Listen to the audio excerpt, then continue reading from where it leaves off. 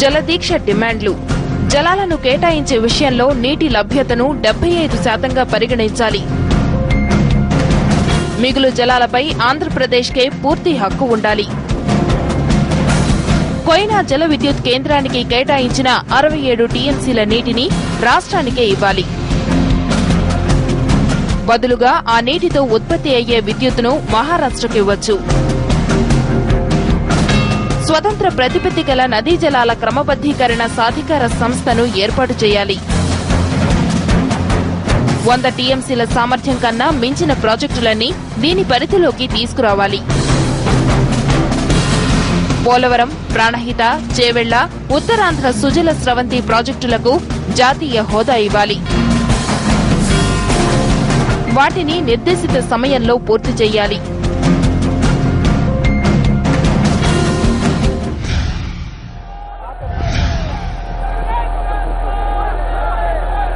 అపారమైన అనుభవాన్ని రాష్ట్ర రాజకీయాల్లో కలిగి ఉన్నటువంటి రాజకీయ కురువృద్ధులు రాజశేఖర రెడ్డి గారి ఆలోచనని ముందుకు తీసుకెళ్లే క్రమంలో వచ్చినటువంటి తన తనయుడికి అండగా ఉండటం కోసం మన మధ్య విజయనగరం ప్రాంతం నుంచి ఆ చుట్టుపక్కల ఉన్నటువంటి అనేకమైన రాజకీయ ఆటుపోట్లని ఎదుర్కొని ఈ రోజుకి రాజకీయాల్లో నిలబడ్డటువంటి ఒక విధంగా రాజకీయ కురువృత్తులనే కన్నా రాజకీయ యువకులుగానే వీళ్ళని మనం భావించాలి. అత్యుత్తమైనటువంటి ఉత్సాహంతో ముందుకు వచ్చినటువంటి సాంబశివరాజు గారు.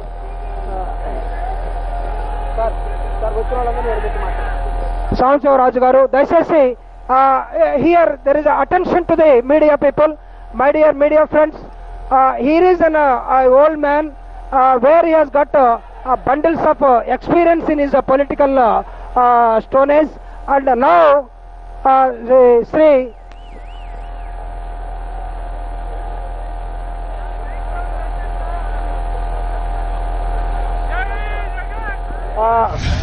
మాజీ మంత్రివర్యులు 8 సార్లు ఆంధ్రప్రదేశ్ రాష్ట్రంలో ఎమ్మెల్యేగా ఉన్నటువంటి సాంబశివరాజు గారు మన మధ్య ఉన్నారు.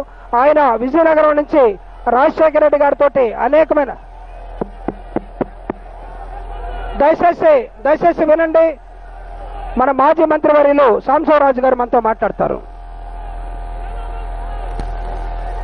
ఈరోజు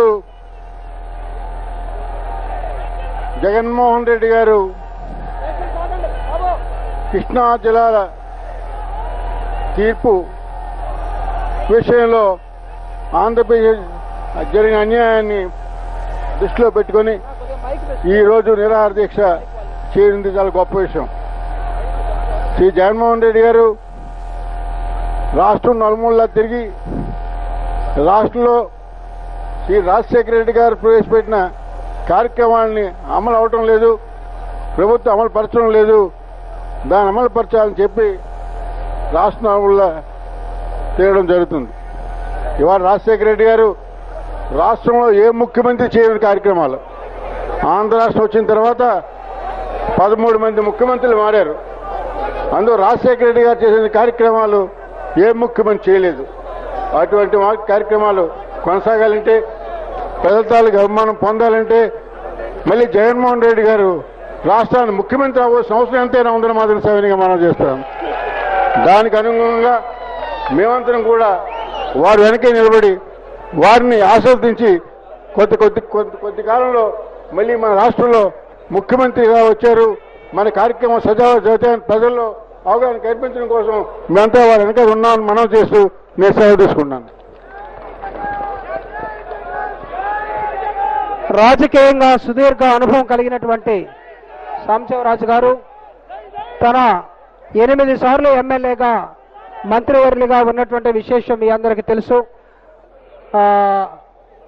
ఉమెన్ ఎమ్మెల్యేలు సుచరిత గారు, అదేవిధంగా మేడం గారు జగనన్నని కలవటం కోసం వచ్చున్నారు. అదే క్రమంలో మన మధ్య ఉన్నటువంటి మన మాజీ మంత్రివర్యులు రాష్ట్ర రాజకీయాల్లో రాజశేఖర రెడ్డి గారి తనయుడు ఓదార్పు యాత్రకి తన జిల్లాకు వస్తున్నప్పుడు అసెంబ్లీ జరిగే సమయంలో మీరెవరూ వెళ్ళొద్దు జగన్మోహన్ రెడ్డి గారు ఓదార్పు యాత్రకని ఆనాటి ముఖ్యమంత్రి గారు చెప్పినప్పుడు కూడా రాజశేఖర రెడ్డి గారు నేను ఎక్కడున్నానో నాకే తెలియని పరిస్థితుల్లో నన్ను తీసుకొచ్చి నాకు ఎమ్మెల్యే సీట్ ఇచ్చి మంత్రిని చేసి ఈరోజు ఈ రాష్ట్రంలో కాస్త కూస్తో నాకు పేరు వచ్చిందని అంటే అది రాజశేఖర రెడ్డి గారి వలన వచ్చింది. ఆయన లేనప్పుడు ఆయన కుమారుడు మా ఊరికి మా ఇంటికి వస్తున్న సమయంలో దయచేసి పైకి రండమ్మా, మా ఊరికి మా ఇంటికి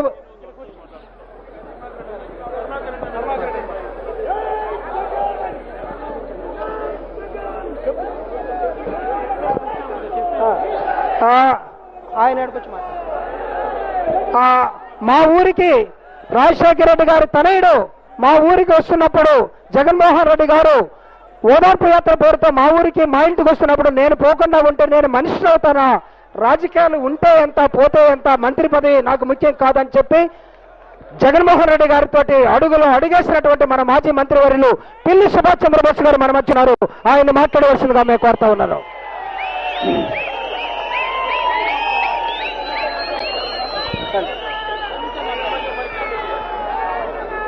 సార్ మీరు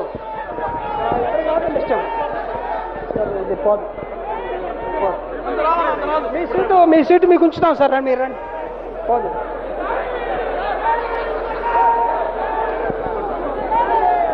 సార్, మీరు ఇక్కడ రండి సార్, ఇక్కడ రండి చూసుకోండి. మీ మీద ఒక జోకే ఇచ్చాను నేను.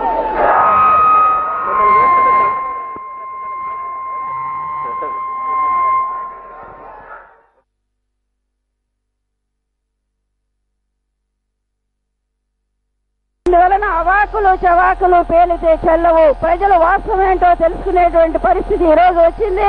రాబోయే 10 రోజుల్లో అటు ఎన్టీఆర్ గారు ఇటు వైఎస్ఆర్ తలపెట్టిన ఆశయాలు ఏవైతే ఉన్నాయో రైతాంగ సమస్యల మీద ఆ రెంటిని పూర్తి చేయగలిగిన ధైర్యము సత్తా ఒక్క జగన్మోహన్ రెడ్డికే ఉందని చెప్పి నేను విశ్వసిస్తూ సెలవు తీసుకుంటున్నాను.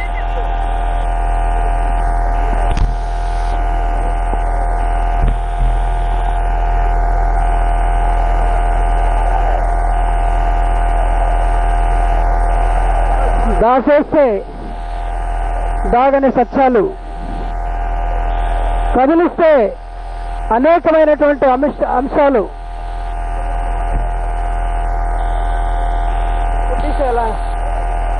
కదిలిస్తే అనేకమైన అంశాలు పుంఖానుగా అందరికీ తెలుసు.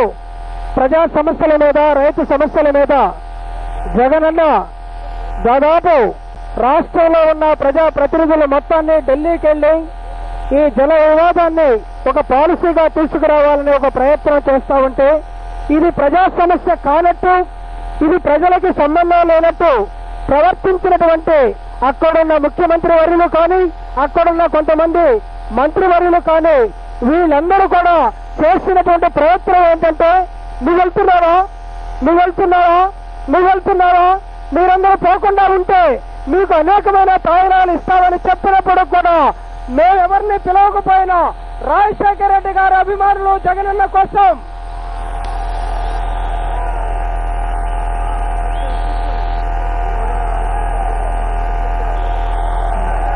దయచేసి రాజశేఖర రెడ్డి గారి అభిమానులు ఆయన ద్వారా గెలిచినటువంటి 27 మంది ఎమ్మెల్యేలు ఈ సభలో వచ్చి ఉన్నారు.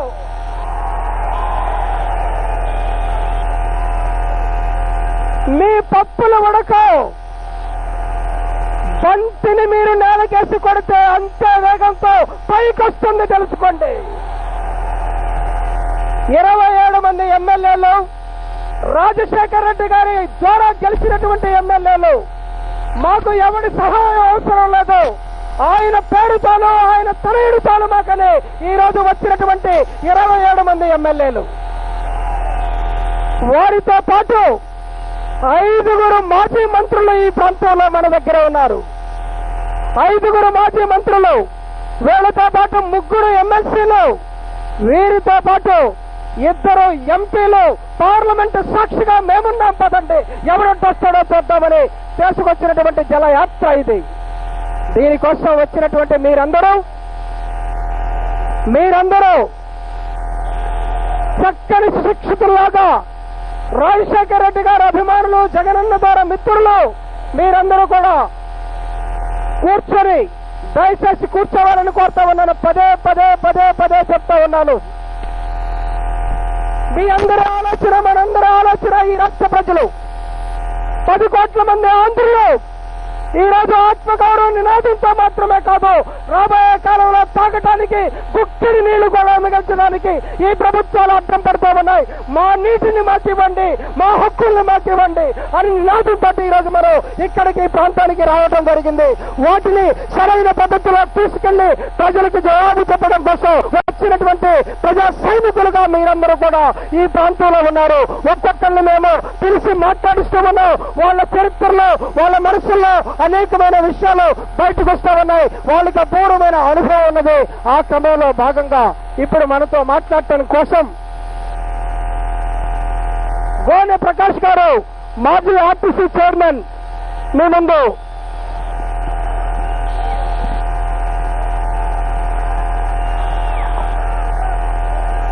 సభకు నమస్కారం. ఎక్కువ సమయంలో దయచేసి 2 నిమిషాలు మాట్లాడతాను. చాలా మంది పెద్దలు వేదికల గురించి అన్నారు. చాలా చిన్నవాణ్ణి.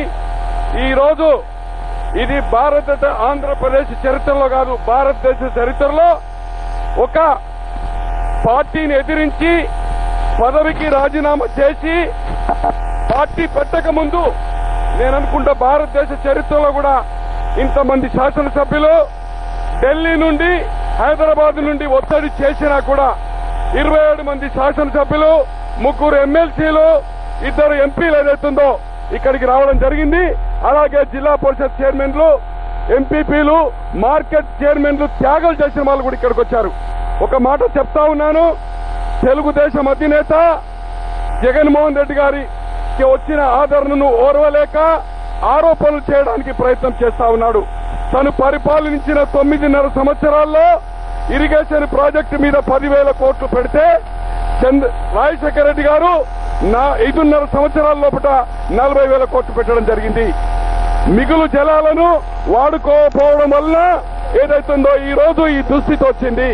చంద్రబాబు చక్రం దింపే హయాంలో, ఆయన ప్రధాని రాష్ట్రపతులు చేసిన హయాంలో పక్క రాష్ట్రమైన మహారాష్ట్ర గాని, కర్ణాటక గాని అక్రమ ప్రాజెక్టులు కడతా ఉంటే అడ్డుకోలేకపోయారు. ఈ రోజు జాక్పాట్ ముఖ్యమంత్రి ప్రతిపక్షాలను పిలిచి ఒక అఖిలపక్ష మీటింగ్ పిలిచి స్పందించడం లేని పరిస్థితిలో జగన్మోహన్ రెడ్డి గారు ఎప్పుడైతే ఈ ట్రిబ్యునల్ తీర్పు వచ్చిందో వెంటనే స్పందించేదైతుందో దేశ రాజధానిలో కేంద్ర ప్రభుత్వ దృష్టికి తీసుకెళ్లడానికి ఒక నిరసన కార్యక్రమమే ఇది. రాజకీయాలకు అతీతంగా చేసే కార్యక్రమం. ఈ రోజు చంద్రబాబు గారు నీతులు వల్లిస్తా ఉన్నాడు. చాలా దురదృష్టకరము. అతను భారతదేశ చరిత్రలో ఔరంగజేబు తర్వాత ఒక తండ్రిని జైల్లో పెట్టి అన్నను చంపి రాజ్యాధికారం ఎలాగైతే వచ్చాడో అతను ఎటువంటి పరిస్థితిలో ముఖ్యమంత్రి అయ్యాడో మనందరికీ తెలుసు. అతను 2 ఎకరాలు, అతను విద్యార్థి దశలో రాజకీయాల్లో 78 వచ్చినప్పుడు కూడా 2 ఎకరాలు ఉపకార వేతనంతో చదివినవాడు. అతని సొంత మామతో ఒక తార్పుడు, రాజకీయ తార్పుడుగాడుగా అనిపించుకున్న చంద్రబాబు అలాగే తన సొంత బావమరిది హరకృష్ణ గారితో 1,000 కోట్లు సంపాదించండి అని చెప్పారు. అలాగే ఆయన వైపు ఉన్న ఇవాళ ముద్దుకృష్ణ నాయుడు గారు కానీ, తర్వాత బుచ్చాయి చౌదరి గారు కానీ చెప్పారు. అటువంటిది అవినీతి గురించి మాట్లాడితే దయ్యాలు వేదాలు వల్లించినట్టే. ఇప్పుడున్న పరిస్థితిలో మనం పోరాటం చేసి రాబోయే రోజుల్లో ఈ నీటి హక్కు కోసం గిట్ట మనము రాబోయే తరానికి ఏదైతుందో ఎండమావి కృష్ణా జలాలు గిట్ట మనకేదో ట్రిబ్యునల్ తీర్పు ప్రకారము రాబోయే రోజుల్లో పోరాటాలు చేయకపోతే మనకేదైతుందో ఎంతో తీవ్రంగా నష్టపోతాము. ఈ యొక్క పోరాట పటిమలో జగన్మోహన్ రెడ్డి గారి నాయకత్వంలో రాజకీయాలకు అతీతంగా ఇంతమంది ప్రజాప్రతినిధులు ఈ వేదిక ఇక్కడ నిరసన తెలపడానికి రావడము రాష్ట్ర ప్రజలంతా